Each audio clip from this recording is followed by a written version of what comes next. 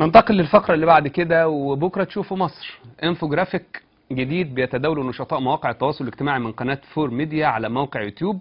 بكرة تسوق يا عم، هتلخبطني يا عم، شاب أشرف بوظ الحروف بتاعتي. بكرة تشوفوا مصر بيتناول تزايد معدلات الانتحار في الفترة الأخيرة وأسباب تلك الظاهرة المؤسفة من وجهة نظر أصحاب فريق العمل.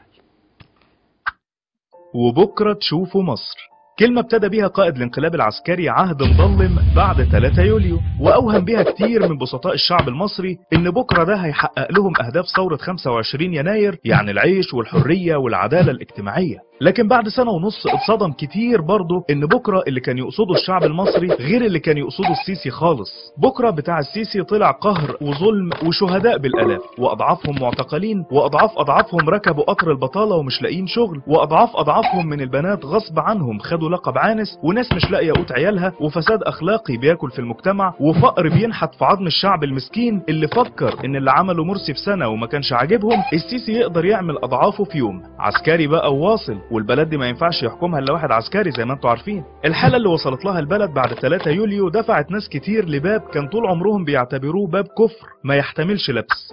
مش هتصدق لو قلت لك ان في اكتر من 16 حاله انتحار تم توثيقها في شهر سبتمبر اللي فات بس، وبرضه مش هتصدق ان في 30 حالة انتحار تم توثيقها من بداية شهر اكتوبر ولحد منتصف شهر نوفمبر 2014، يعني اكتر من 46 حالة في 55 يوم تقريبا. رقم مرعب صح؟ خد بقى التقيلة، يوميا ما بين 5 إلى 6 محاولات انتحار بتوصل للقصر العيني وبيتم انقاذها، فما بالك بقى بمستشفيات الجمهورية والحالات اللي ما بيتمش توثيقها. على فكرة الارقام دي مش من عندي، دي احصائيات اصدرتها التنسيقية المصرية للحقوق والحريات.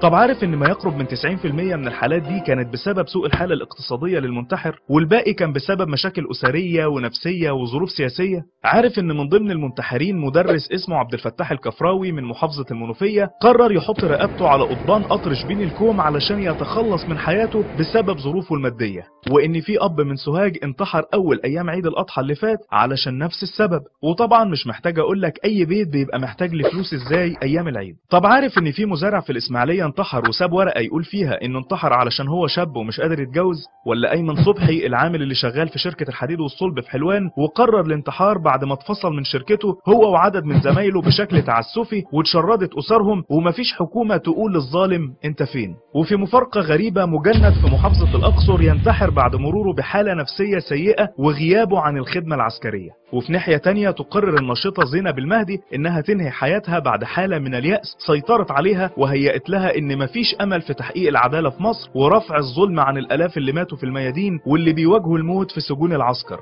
يعني بكده الانتحار هو الحاجه الوحيده اللي السيسي جمع فيها شمل المصريين.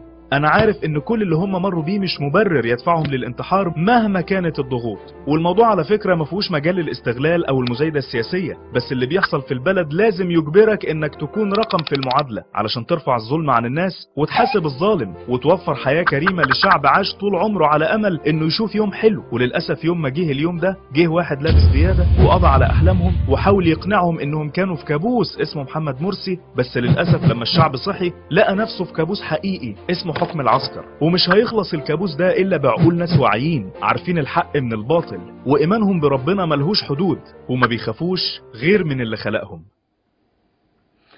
الفقرات اللي هي الخاصة بالانفوجرافيك في الحقيقة بتتميز بشيء بغض النظر عن وجهة نظرهم بيعبروا عنها ازاي، لكن بتتميز بان المعلومات اللي بيذكروها دايما بتكون معلومات دقيقة صحيحة، وده شيء كويس. طالما بتكتب معلومة تكتبها صح، بتكتب خبر تكتبه صح، مش عشان تخدم وجهة نظرك تقوم تدلس او تذكر اخبار غير صحيحة او معلومة غير صحيحة.